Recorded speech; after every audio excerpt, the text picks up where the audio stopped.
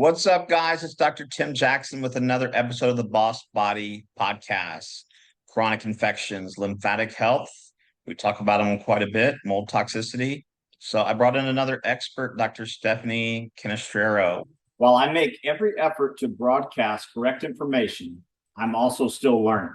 I will double check all my facts, but realize that healthcare is a constantly changing science and art. One doctor or healthcare provider may have a different way of doing things from another. I welcome any comments, suggestions, or correction of errors. I take no money from supplement or device companies. By listening to this podcast or reading this blog, you agree not to use this podcast or blog as medical advice or to treat any medical condition in either yourself or others, including but not limited to patients that you are treating. Consult your healthcare provider for any medical issues that you may be having. This entire disclaimer also applies to any guests or contributors to the podcast or the website. Under no circumstances shall any guests or contributors to the podcast or blog or any employees, associates, or affiliates of the Boss Body podcast be responsible for damages arising from use of the podcast or the blog. This blog or podcast should not be used in any legal capacity whatsoever, including but not limited to establishing the standard of care in a legal sense or as a basis for expert witness testimony. No guarantee is given regarding the accuracy of any statements or opinions made on the podcast or the blog. Welcome to the show, Dr. Steph. Thanks so much for having me. Excited to be here. Yeah, so we met through Kat and Cash, and you're in Toronto and you work with a lot of hockey players and NHL players, correct? I do. Yeah. I started off my career even when I was in chiropractic college, working on them, even doing my externship. So while I was still in school. Okay. And so did you do active release technique, manipulation, mostly orthopedic stuff? Yeah, I did a lot of manual when I first came out, but what drove me into kind of functional medicine and chronic stealth infections was like my personal experience with them at the end of chiropractic college. So I was always integrating both of them together. Like I was talking about gut health, sharing the changes that had helped me with my health so much. And then, started seeing them perform better when we actually started addressing those things. Awesome. And did you have a practice where you did not incorporate, after you graduated, you didn't incorporate functional medicine, mold, chronic infections, lymphatic health? Did you just do ortho or did you go straight into functional medicine?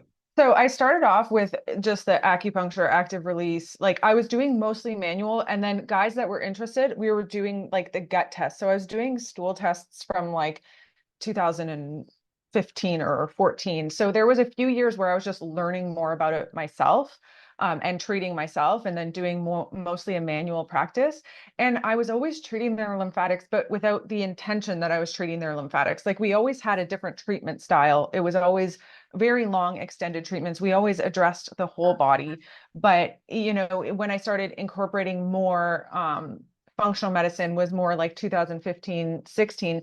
But honestly, dove even more into it in 2020 when, the COVID and all of the toxic release of EMF reemerged all of my severe Lyme disease. And actually retrospectively, they diagnosed me with MS in 2010, right? Which it was textbook neuroborreliosis, but I knew nothing about Lyme disease then. I knew it when it turned on this time, and I got the actual diagnosis. I had to diagnose myself because it's so poorly understood. And I mean, even when you look at it, and it would be literally a textbook Lyme carditis, it was fully missed.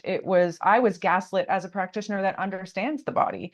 So, it was a learning experience. I was the patient again, right? It was a very humbling, deep learning, introspective time. And I learned a lot, and I understand a lot more about the body. Unfortunately, it was a very tough way to learn that. Yeah, I went through it as well. I had Lyme and I chalked it up to, I would have joint pain from lifting heavy weights, but then it got to the point where, I just couldn't really function anymore. I had mold toxicity as well. But I think the orthopedic part gets overlooked in terms of chronic infections, because if you look at people with bilateral knee pain, there's mycoplasma antigen antibody complexes in the synovial fluid. We know that MMP9 is elevated by Lyme, Bartonella, mold, and that's going to degrade your collagen. So talk to how chronic infections can impact your musculoskeletal health. Yeah, I mean, we see that, and I don't know if you've been noticing the uptick in all of the tears, like Achilles tears, all of this. Mhm. There's like a few things that play into it. There's all the chronic infections, there's all the EMF that affects our collagen, plus there's the effect of things like pesticides and Oh, yeah. glyphosate working into our collagen. And so it's honestly like you're seeing younger and younger people have these collagen issues. And something that was really interesting with me is I was always tight. I always had tight tissue. My joints were not lax whatsoever. When I got exposed to, I was treating someone who had COVID. I never got COVID symptoms, but it was in every cell when I did a live blood cell. And that's what turned on my Lyme disease again. And it went straight to my heart. It was Lyme carditis. But what I noticed, all of a sudden, my skin was loose. Like my joints felt like saggy, like my skin changed. Like, so, I mean, the way that it affects your soft tissue, your collagen, it's something that has to be addressed. It depletes your minerals, like those have to be repleted. There's just, it affects every system and it's so poorly understood. So, the whole detoxing side and actually first uncovering what is the toxic load for these specific people, because mold toxicity can even create collagen disorders, right? Like, Yeah. so it's, and just like you said, you're like, I had mold, I had Lyme. It's never just one thing. It's like Right. the immune system gets dysregulated and we're exposed to these toxins and then we no longer can clear them, right? Yeah. So yeah, it is And I'm so sure. hard to understand for people that haven't had a problem, or even Yeah. practitioners that haven't had their own personal story. Like I get it. It is almost like impossible to wrap your head around just the systemic effects that happen. Yeah, and you probably get people who say, "Oh, well, I have Epstein-Barr." I'm like, okay, that's what they tested for, but you probably Yeah. have HHV6, CMV, parvovirus, mycoplasma. It's rarely just one pathogen. In my experience, it's at least three or four. I totally agree. It's or more, and it's honestly one thing that opened my eyes. Like, so when I was going through this, like I went for a live blood cell, and what you saw was in my bloodstream, first of all, your blood is not sterile. And that's the number one thing that everyone thinks. There's a microbiome. But there's your immune cells, and you can see them in a live blood cell, and they should be like having some motion and reaching into cells and cleaning them out. And what you saw was there was E. coli in my bloodstream. There was mold floating around in my bloodstream. They saw Babesia in my bloodstream, tons of parasites, and my immune cells were just sitting there stagnant. There were lots of them scattered. They were being built, Yeah, but they weren't doing anything. So nothing's being cleared, right? And right, you're just getting like all of these signals of inflammation through your whole body, and that's in one single drop of blood. So you've got to picture that in your whole body, and then it right. leads to this stagnation, which led to all the lymphatic system stagnation. For me, realizing and starting to loosen what we call like your deep lymphatics was a game changer. So my body could actually move, because we tell people, your body, your circulatory system, your lymph, it should be moving kind of like a river. And if there's different Right, ponds or areas of stagnation, or if your whole body is stagnated because right, there's traffic jams literally everywhere, I mean, you're not going to heal. You're not even going to be able to do a protocol to be able to kill pathogens, because you're just going to blow up, right? Like the right. symptoms.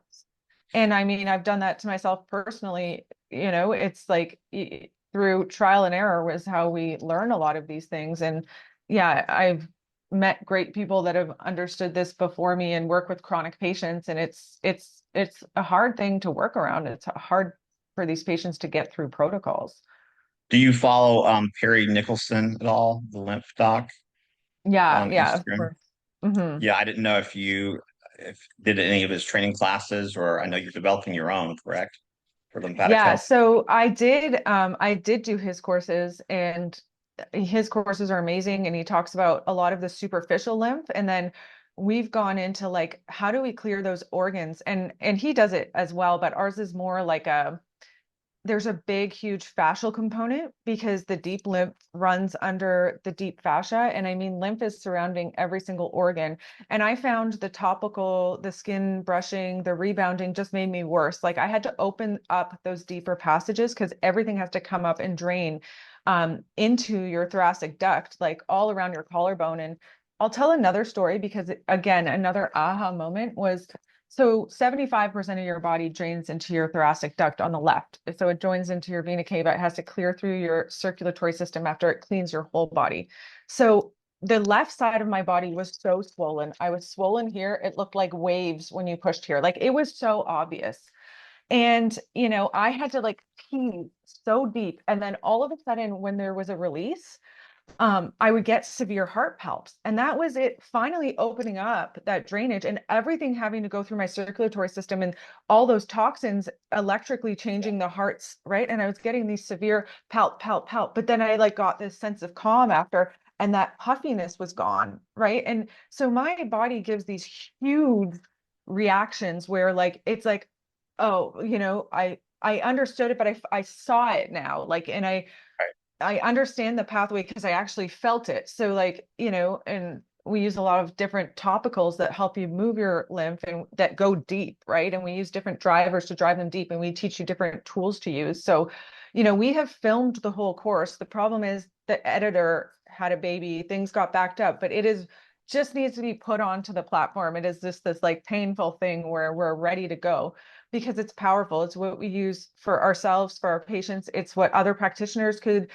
get ideas from. So we're marketing it to everyone because it was started off as a self-care thing because of how much it helped me, right? And we talk a lot about the liver and how, because 80% of the lymph that's getting dumped into your thoracic duct is the liver is making it. So if your liver is sluggish and your bile's backed up and you're getting, bile backflow, you're going to feel terrible. You're going to have severe anxiety, and we're teaching you how to pump your liver, which Perry Mickelson does do.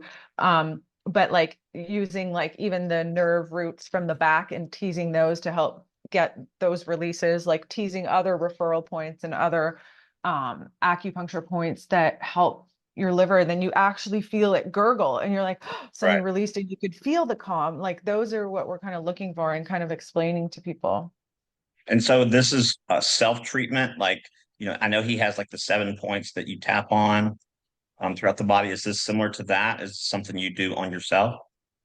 Yeah, so it's more like teasing fascial areas where the fascia really has like deep connections to the bone. Those are more what we're freeing up. And then we're pumping these areas to like, especially like, along around the clavicle. So yeah, the areas definitely overlap. But there's a more diffuse area that you're treating and the cues that you're looking for from your body that it's actually cleared something. But then we're also showing this is how your partner could help clear you because I taught my husband how to loosen I trained other chiros, and now Leah's doing most of the manual treatments and Dr. Leah, and we want to train more practitioners as well because again, it's powerful. It helps people get through protocols. It helps people get over hercs. It's part of our like hercs explanations. And so, yeah, we show you different tools to use. Plus we show you how you can do it to yourself, how your a partner or a practitioner, if they care to watch the videos, can learn. And yeah, so we're trying to make it a really learn as you go thing too. So it's like a drop down menu where you're like, okay, heart palpitations, and then it'll show you the areas to clear for that, because I just remember being in these states of panic and just needing something to give me relief. So talk about how the lymphatic congestion negatively impacts the vagus nerve and vagal tone. So lymphatic congestion, like I explained, everything has to clear around your collarbones, right? They're going into your thoracic duct or your right lymphatic duct. And if it doesn't clear and there's quote unquote like a traffic jam and all the waste that's supposed to be flowing through, going to your liver, kidneys, like excreted from the body, sweat out your sweat glands, instead is now building up and your thyroid's there. So we're seeing a lot of thyroid dysfunction, but your vagus nerve is also most superficial right there. And you're getting toxins, bugs, inflammatory cytokines all sitting around your vagus nerve. And people are getting what we call this impending sense of doom. And it's just creating this jump out of your skin anxiety. And what we found is if we can clear around the vagus nerve and open up those pathways, is that we can calm someone down. And, our biggest anti-anxiety is a binder these days because people are so toxic. So we're like, clear that, use some castor oil or whatever you have on hand, massage these areas, clear around your vagus nerve, take a binder, hydrate to so your body does start flowing and like really start to move stuff out and away from those areas that are going to like hyper agitate your body just by, your vagus nerve sends a signal to the brain, there's toxicity, and then it lets the sympathetic nervous system take over and it says, you got to do something. So this is our something that we're trying to help people do. Tools. Do you use anything like the Flow Presso or the LympStar Pro? So I'll tell you what happened to me with the Flow Presso and why that tool flared me like crazy. But because it pumps everything out of your fascia and brings it all here, but there's nothing clearing right here. There's nothing clearing your head or your chest area. It's just bringing it all up. And if you have that traffic jam, I mean, you're going to want to jump out of your skin. Like I was sitting there, I wanted to jump out of the machine. Like, so I think it's really great for healthy, like, players, or like they love that, like any of the thing, the Norm Attack, the Flow Presso. And I think if you can open up your collarbones or someone can work on you while you have that on, it can be magical to help push stuff up. But I think people have to start with segments of their bodies that they're clearing first, right? So I just was like, wow, I feel like I'm dying after this. So, and I've had other people had that experience. So I think it's a great tool once you kind of work up to it.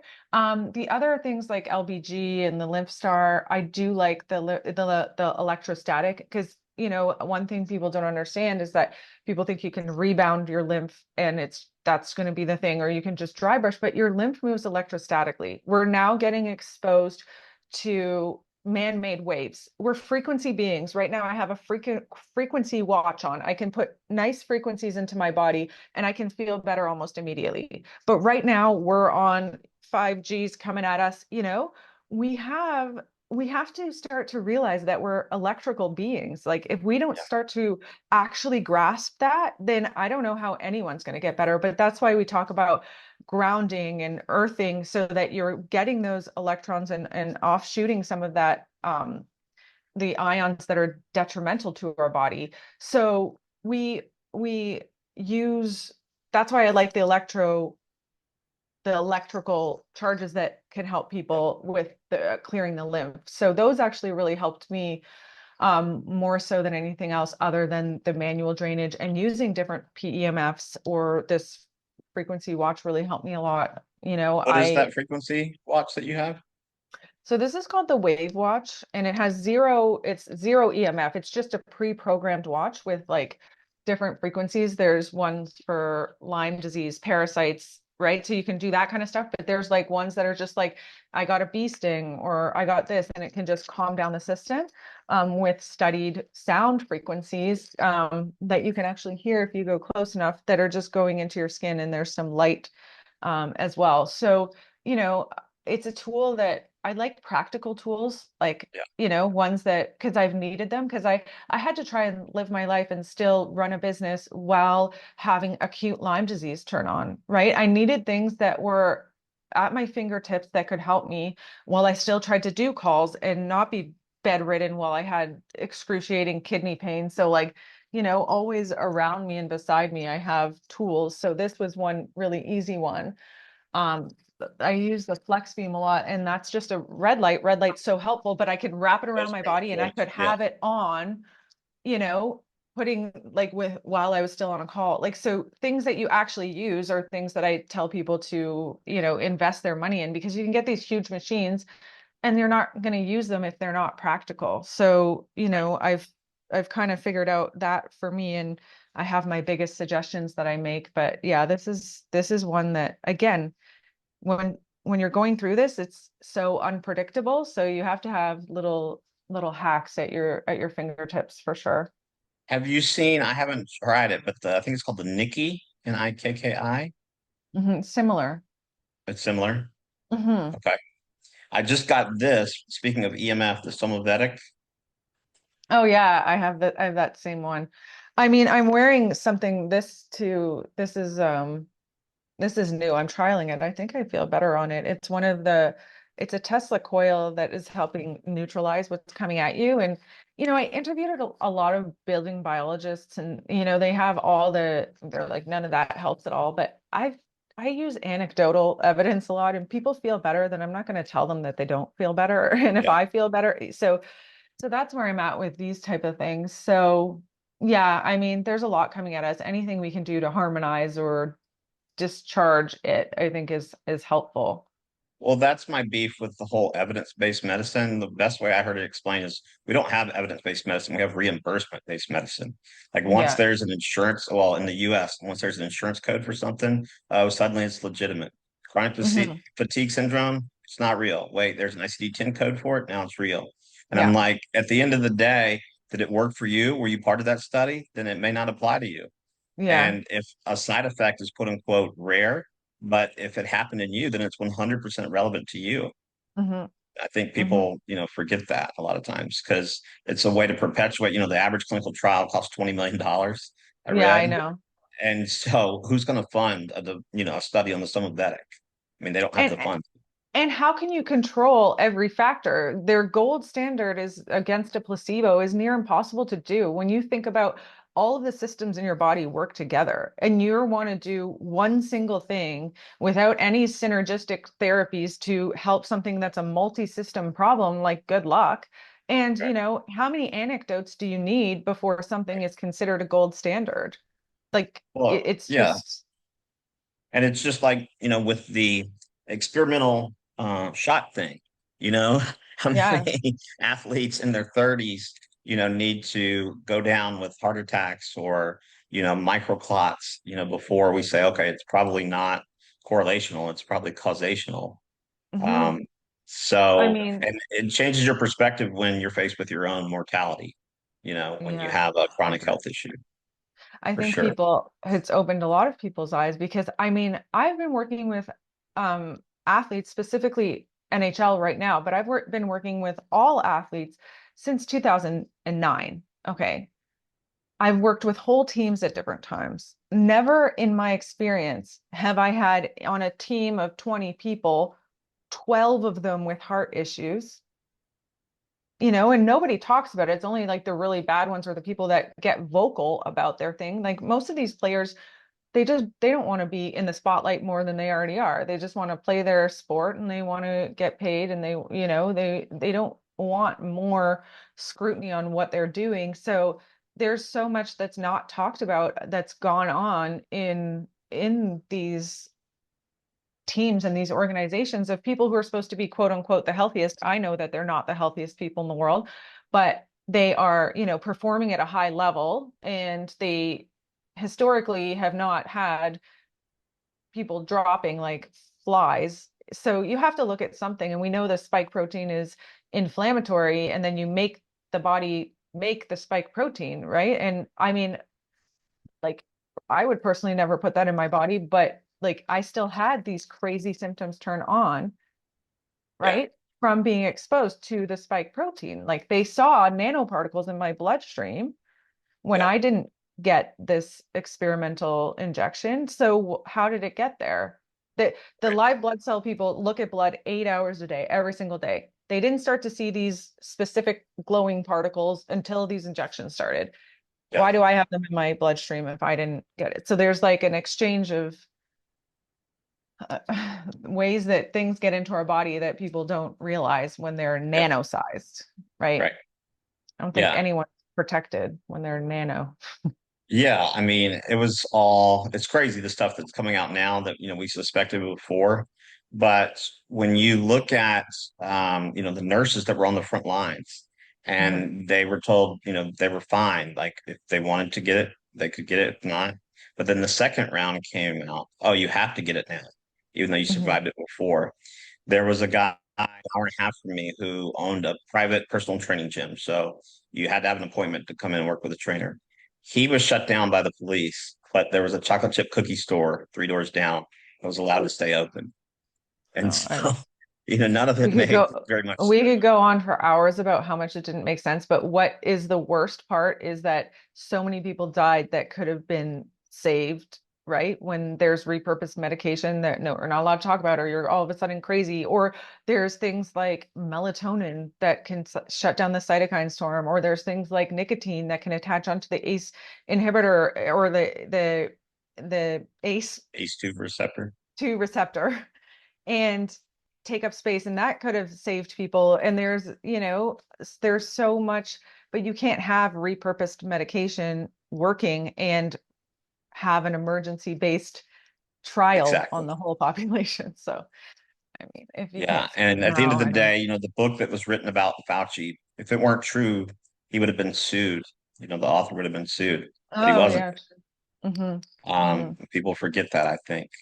But at any rate, EMFs, how do you have, because athletes, I mean, the ones who are in the know, they get it.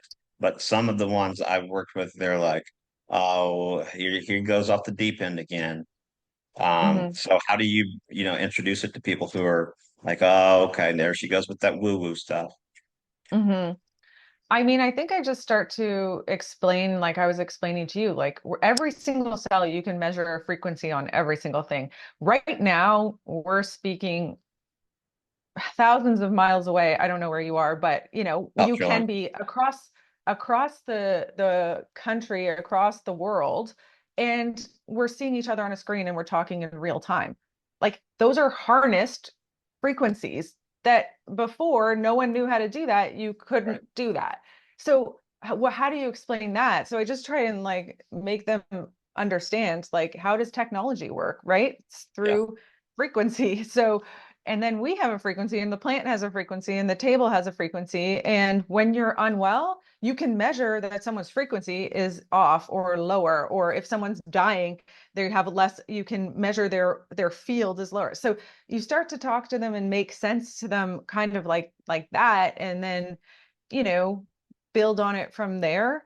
I mean, how do you feel when you're on a beach and you drank the night before versus if you drank and you're in a high tower building, like, and it's winter, like, like your body is responding to different things that maybe you don't understand. And I was ignorant to all of it until I was really, really, really, really sick, and my hair was standing on end because they put a Bluetooth heart monitor on me when my heart was going crazy and I went from bad to worse. Oh, And wow. I shocked every single thing. I felt like I was going to just explode. My blood pressure was so high. I had the worst night terrors that anyone has ever experienced, where they felt so real. I thought I was on drugs. What this did to my body was just, and when they were putting it on me, I already knew it was bad, but I was so scared with my heart. I was not in my own country. Like I was in Las Vegas. I was My blood pressure was like 200 over 100. My resting heart rate was in the 180s at some points in time. Like I felt like I was going to literally blow a gasket. So I just needed answers and wanted help. The lady, when she was putting it on me, she said, some people say this makes their chest pain worse, but that's impossible. And I mean, she put that on me, and I was already starting to calm down before she put it on me. Like maybe it wouldn't have turned into a full body systemic attack of Lyme turning on Babesia bartonella if I didn't put those frequencies into me. And my body short circuited that machine that cost like $30,000. And they tried to, I broke it within 5 hours. My body was so static electric because I did have a mold exposure too, right? So we know mold lowers your MSH, it screws up your mineral balance, your skin becomes more salty, you become more conductive in general. So how do you think when you're that conductive and now you add on a Bluetooth to my body that's communicating with a phone that they gave me? I mean, what do you think you're going to do to someone? So for me, again, the most obvious like example for my body when I'm static out to here in the middle of the summer, I mean, it was Yeah. dry because it is in Vegas, but it was not the summer, it was the winter, but it was hot where it was. Anyways, that's not the point. I literally shocked everything. My heart is electric. My heart was going crazy because all the minerals were off. I was so inflamed. There was this, that, and the other thing that caused it, but it was working backwards. It was learning how to work with sensitive people when you became the most sensitive person and you were a normal person a few weeks before, right? Yeah. So it's it's so hard to grasp what we're talking about, but I really try hard with my own explanations and experiences and aha moments that maybe that can make someone go, oh, that makes a little bit of sense. How was it? I mean, I know it was bad here, but I know it was worse in Canada in terms of the pressure to get the experimental shot for athletes, especially NHL athletes. Were they pretty much not given an option to not get it, Yeah, no, or? they weren't. I mean, their option was like they couldn't cross the border if they did. I mean, they were obviously ostracized by their teams, like, but in those situations, you just gotta either stand your ground or be creative or, I don't know. Yeah, Hmm. yeah. And with your approach to pathogens, so Bartonella, Babesia, Lyme, Mycoplasma, Epstein-Barr, et cetera, do you use homeopathics, herbs? I mean, I know you do address the terrain, but do you approach it from like SOT therapy standpoint or herbs, or how do you do it? Yeah, I mean, I've had patients do SOT. Well, I don't personally do it for people where they've had some success or some that have had super perks and they can't do it. I've had other people do with phages. I don't do that, but other practitioners that have worked with that. And that's either, it's such an individualized thing of who handles what, right? Okay. So the homeopathics for the super, super sensitive people seem to be really helpful. Um, Herbs can be really hard on people, but they can be really effective if you can slowly titrate up for people. So, we definitely use a mixture, using like, because Lyme is such a pleomorphic, nasty bug, like just approaching it in multiple ways Yeah. is the most helpful from what we see. So if we can layer in, and that's what I did for myself, the homeopathic side with the herbals and sometimes even pharmaceuticals for some people help a ton. I don't obviously can't prescribe those, but sometimes when I'm working with other practitioners, with which I love working with other practitioners that understand Lyme and stealth infections, um, and then supporting the immune system, I think at the same time is what's missed, like the depletion of like zinc and vitamin A and vitamin D Yeah. and supporting the liver. And yeah, supporting the lymphatics, because if you take the herbs and you take the homeopathics and they give the body the cue to clear it, and sometimes that's the cue your body needs, but your actual immune system has to take over for you to actually overcome this, or else it's going to be just you're on it. You have to be on them all the time if you can handle them, and it's going to flare and it's going to, so you have to get your own body back online, and you got to see those cells start to go in and start to fight for you again, and you got to give them the means to do so.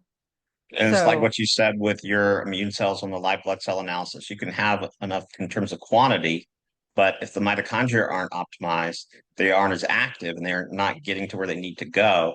So they yeah. can't play whack-a-mole with the bugs.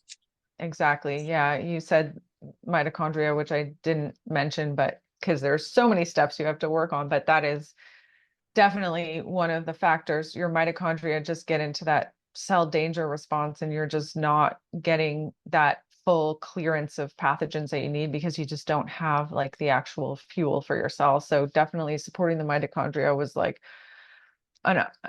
something that helped me get over some humps for sure. But even supporting people's mitochondria can make them have huge herxes when their lymph isn't moving, and when, Yeah. so it is it is a complicated process. And the more people start to understand this and that we can actually start sharing, what helped and what hurt and how we get over humps, then we can help more people. But if we just pretend that Lyme disease doesn't exist, or that these things are rare, or that you only get them from tick bites, then, we're not going to get anywhere.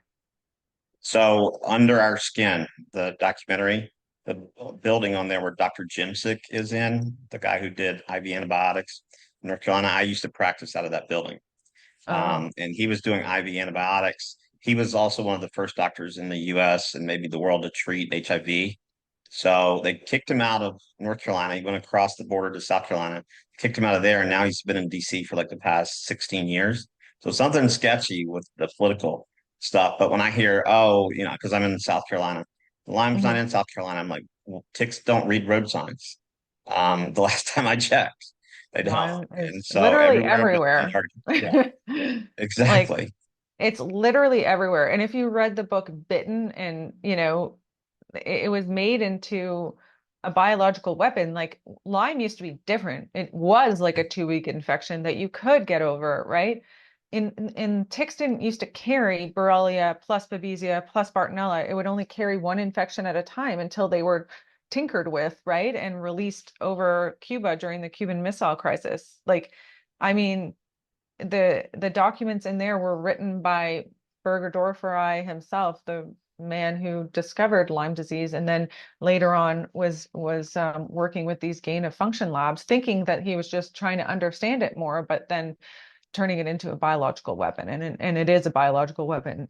Anyone who's had Lyme can feel that it's a biological weapon, right? Yeah. Like, I I mean, I mean, went from leg pressing 500 pounds to barely being able to walk in mhm. like, a week or two. I mean, it I was was night doing and day. I was doing pull-ups, which is very hard for women, Yeah. For me, it was one of my goals. I was working out the most that I had in a decade. I was, taking care of my terrain like I was, but it was just so much toxicity and so much that I didn't understand that was coming at us that was new, and things that were still hibernating and stagnant in my body that Mm, were re-emerging, right? These aren't unhealthy people that this is happening to. This right. is just people that have unfortunate, you know, detox pathways and some things hidden in their body because no one ever told me what was really wrong with me in 2010. I mean, I had Bell's palsy. I had the feeling of bugs crawling under my skin. I had muscle fasciculations. I had sense of impending doom. I had night terrors. I had joint migration pain. I had my hair falling out in chunks. I had digestive symptoms that all came on overnight. And, I was told I was crazy. Like I was told it was all in my head because there was nothing they could find.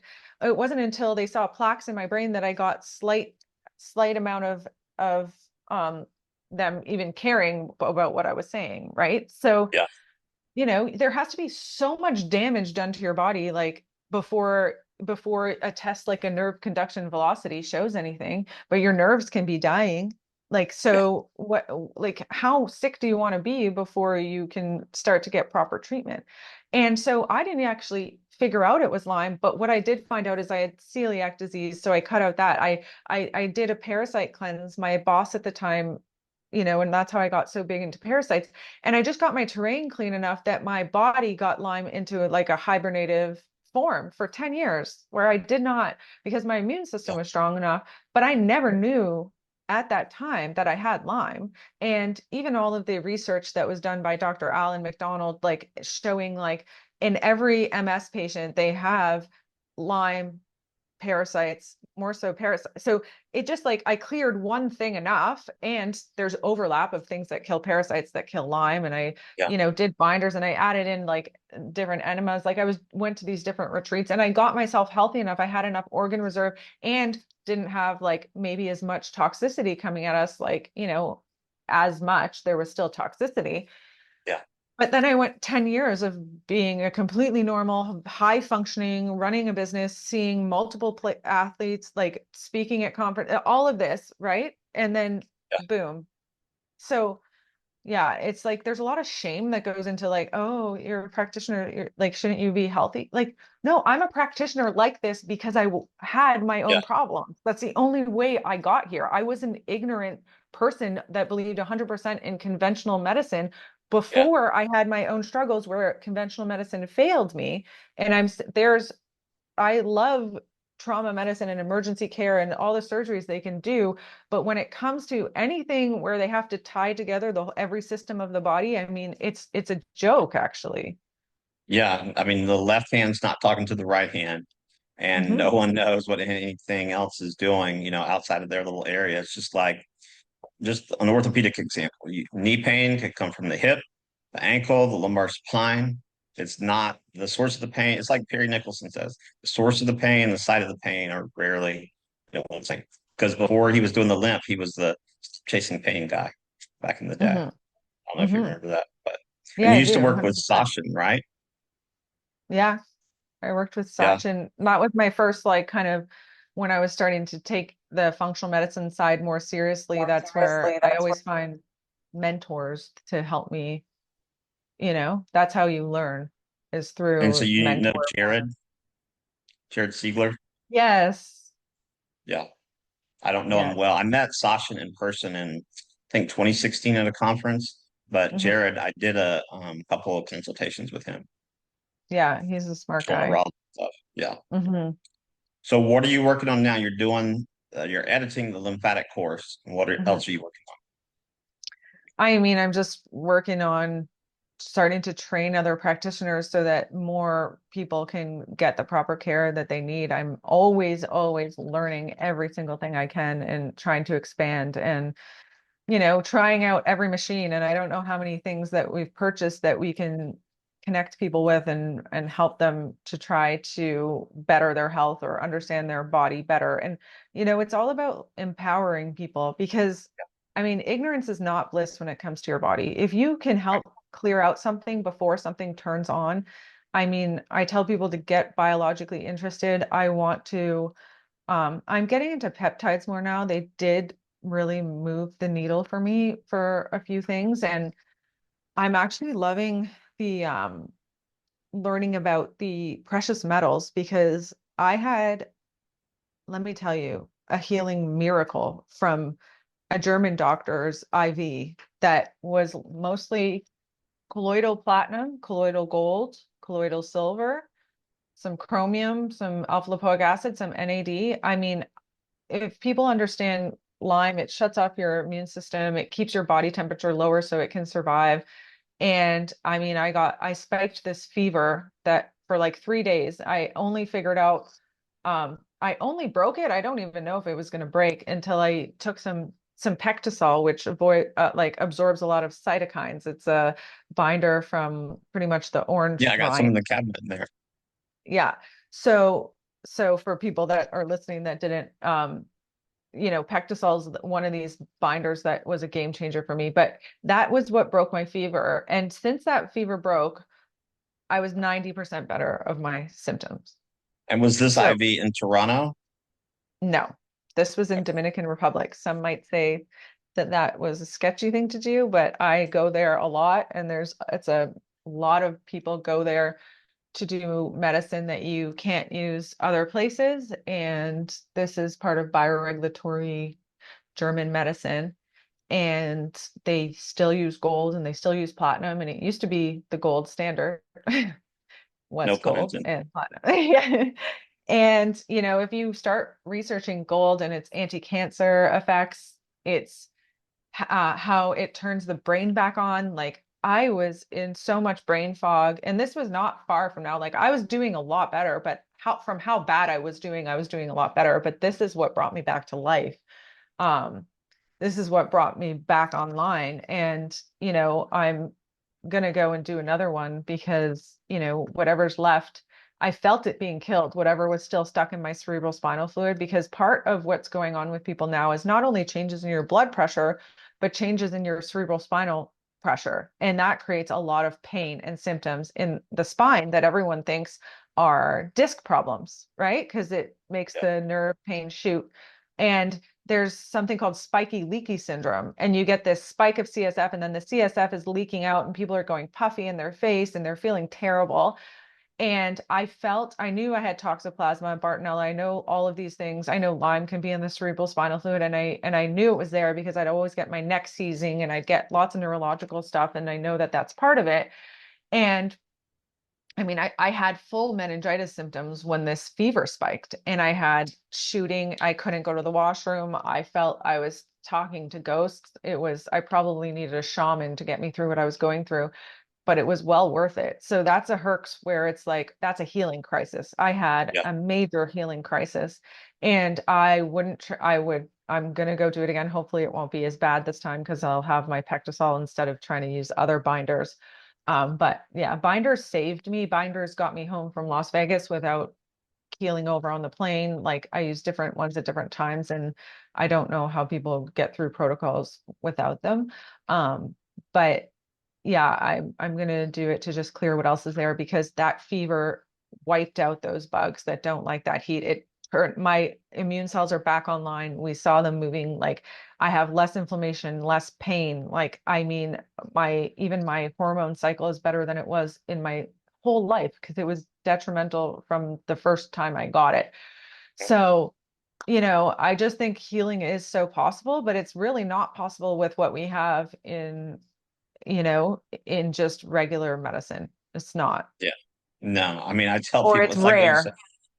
Yeah, with trauma medicine and emergency medicine, and we're in the North America, we're probably the best in the world, but outside of that, our rankings are pretty terrible. Yeah. Um, we have the highest first day death rate for newborn babies. Um, Well, that's more so in the US than here because you guys give Hep B on the first day, but then there's also the vitamin K shot and there's all that. And God yeah, knows what else they do. yeah, And who just knows all what the else? interventions are wrong. I Yeah. mean, it's a frequency place. You're under fluorescent light. I mean, you're in the wrong position to give birth. Like there's so much like, we're going to induce you, we're going to chop you. Oh my God, stop it. When did they give Hep B in Canada? Not till you're 12. Okay. Okay. So Canada got one thing right. So I I'm just know. kidding. Well, and they don't force people either as much. Like there's still like people still give exemptions, like certain states are pretty intense, but I mean, hopefully that's changing. But again, and I have to say, immunotherapy is magic, but it's just when you add a whole bunch of toxicity with Yeah. immunotherapy, I mean, what do you expect? I mean, I use LDIs, low dose immunotherapy. I love homeopathy. Like, I mean, teaching the body with cells that are, how to actually create an immune response. But when you create an immune response and there's aborted fetal cells that include DNA, and how do you think, like, I mean, don't you think autoimmunity, you're, hello, like, I mean, it's not There's no rocket connection. science. That's conspiracy theory. No, I'm kidding. Yeah, I mean, it's like how many parents are pretty busy people. I doubt, 10, 20 million got together and said, let's come up with a story that has no basis in fact, and let's just, attribute it to X, Y, and Z. It doesn't Yeah. seem plausible I mean, to me. make vaccines clean again. I don't know. Maybe when they came up with them and it was just a little prick with that virus, like Yeah, maybe that was safer. Maybe they're not that safe, but maybe they could be safer. yeah, Maybe there's a way to use immunotherapy in a safe way. Maybe. yeah. But Do you but have kids? no, because I got married in 2020 and then I got sick in 2021 and I've just gotten to a point where I would consider it. So I'll be a geriatric mom if I do. Well, you're going to live to be at least 120, right? So I don't know if that's true. Well, I mean, I didn't feel like that was true a few months ago. So, but now I'm starting Oh, so this to was relatively recent, like the this whole goals IV in the Dominican Republic thing. that was in April. And like Oh, okay. the month before that, I couldn't swallow because Lyme attacked my esophagus. The month before that, I had shingles all over my body. Like and that was me way better. I was still functioning, but these things were like popping up because I hadn't fully cleared it, even though I'd done all the herbs. I'd taken them for 3 months. I've done the stevia. I've tried the antibiotics in, 2021 because I had to. My heart was getting attacked. Like, and luckily I did. And sometimes I wish I did things a little bit earlier because, I also don't like being on the side of things where I'm being a detriment to myself because there are things that work well. And when Lyme is in the spirochete form, and yeah, it starts to realize it's being killed and then it goes into the cyst form and then you have to deal with that. But when this is happening to your heart, like you need it to shut down. And I was trying high dose wild oregano and I was trying silver and I was trying all these things and they were definitely helping, but I needed something stronger at this point. And I did do ivermectin on myself too. I did 6 weeks to help for other co-infections. And that was a game changer for my health. And then I followed it up with all the herbs. I started being able to handle the herbs more. Yeah, Um, I think the ivermectin I overdid it with because I actually did have, I started getting more histamine. It's supposed to control histamine, but then it turned on the whole mast cell activation. Maybe too much was released at once. And that's yeah. when I got the really severe lymphedema. And that's when I found neural therapy. Um, Neural therapy is like injections of procaine to help Procaine clear and your yeah, lymphatics. And using that in a certain way was really helpful for me. Using it in another way for the deeper ganglion was really detrimental. Not detrimental, but it was releasing too much that my body could clear. So, I really like the more superficial bee sting like injections for neural therapy to Apitherapy. help, yeah, to help clear the organs for me. And that's what I've seen for my patients, because I have, a guy, thankfully, that will do those therapies for us here. So neural therapy was a game changer. Ozone was really hard on me. Didn't really move the needle, really stirred stuff up. I mean, once I cleared the stuff, I think like I did have some sort of benefit, but like my vein had collapsed. Like it was just hard for me. Like when they did the gold, it didn't burn my vein. Like it was a nice kind of easy thing. Ionospheresis, I've had some great results with for patients. I don't do that, but we send them to places to do it. And it's soon going to be in the States. Actually, my friend has that available. We're getting a Yeah. machine. Oh yeah. We're going to have it set up in outside of a hospital in Mexico. That and therapeutic plasma exchange.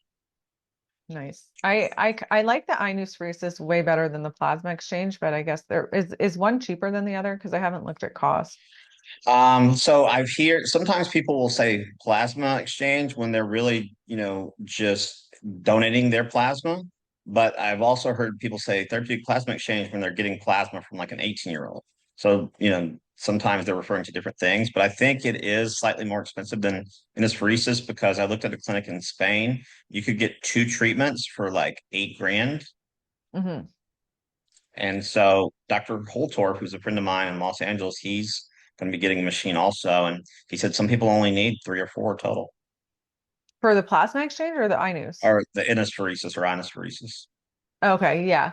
Um, no, I know. I mean, I've seen some powerful changes in people's health. Like it's like definitely it's crazy. And then, it was hard, I know, hard for people to start to get the FDA to get it into the States. Canada's not even anywhere close to that yet, but I like that it's becoming more available. But I do know someone working with the FDA to get it into the US. Yeah. And so Cash is working on that as well. Not directly with the FDA, but working with the company. And Hmm. so, yeah, I'll tell you more about it when we're done recording. Okay. Um, what are you working on now besides the lymph course and the other 18 things you mentioned? Anything else you want to mention you're excited about? I mean, not that I can think of off the top of my head, but honestly, I'm excited about also caring for myself enough to like relax sometimes. So I think that's an important thing for people to also let themselves do. Like my clinic's called the Vegas Clinic, and it wasn't because my vagus nerve was online. It was because I had, severe gastrointestinal issues and anxiety from that my entire life, probably putting me more at risk for these infections. So yeah, just nurturing that in a way that like when I talk about that, I'm more talking about, getting these toxins out, making sure your gut has what it needs. We do a lot of work with the gut. Um, and then I do a lot of therapies for the vagus nerve too, but the electrical stim was never one that really helped me personally. I'm kind of excited about the ultrasound one, the new ultrasound vagus nerve stim. I tried that at the biohacking conference and it was helpful. Was that Sterling Cooley or who was the No, guy behind that? um, John. Oh my gosh, it's Dave Asprey's brand, I think, or maybe he just Okay. had it at his thing.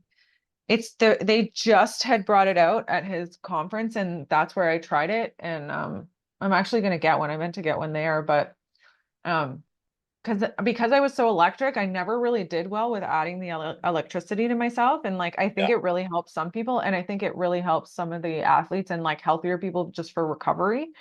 Mhm. Um, but I do find for some really sensitive people, the electricity on them doesn't really help. But oh, I'm really excited about all the hydrogen therapy too. I've been doing that with myself. So I got like Yeah, the I got most intense machine.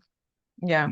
my machine is called an AquaCure and it's from a guy in Toronto, George Wiseman, Eagle Research. Oh. I Have got you heard mine of from him? China. Oh, you did? No, I didn't know there was one close to home. I have the Yeah. Asclepius or And then now we have our own through, health / KKO that has hydrogen and oxygen.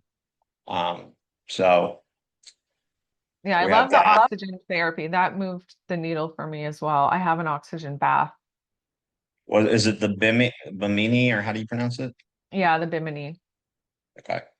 You got all the toys, all the gadgets. Your clinic must be just like one toy land. Well, we just had a small like retreat, like a hockey player came with his family so we could kind of teach them and he could use all the tools and get a lot of insights and we did all the lymph work on him. So we're trying to do it more like in a like retreat calming setting, less so of a clinic setting. So most of the time I'm doing consults virtually. We do have the mobile part and we do want to train more people, but we are going to start to open up because I bought my family cottage that was built for like my whole dad's side of the family and we're amidst renovations for that. So, um, but yeah, it was really successful. We got him over a major hump. So yeah, we have all those tools here, plus more like all the shockwave stuff. Shockwave helped me a lot to kill some of the Lyme in the tissues. And also I think it moved some of the lymph. I had that shockwave machine. I have the old one from literally I've been using shockwave since 2014 or something like that. I, had my shockwave in my little suitcase and we'd bring it around to the players and we use it in a different way to begin with. We don't just keep it in one spot. We use it to kind of trail along the muscle and the fascial lines to break it up. So yeah, Which that machine has do you been have? helpful. I have the Sonicure, like it's one of the very first ones, by Remington Medical. They have Okay. all the new ones now. I just haven't, I mean, it was like 35 grand at that time. Like they're up there but it still works really well. I have it serviced and I don't think I need the stronger sound waves, to be honest. It's pretty strong. I'm happy with it.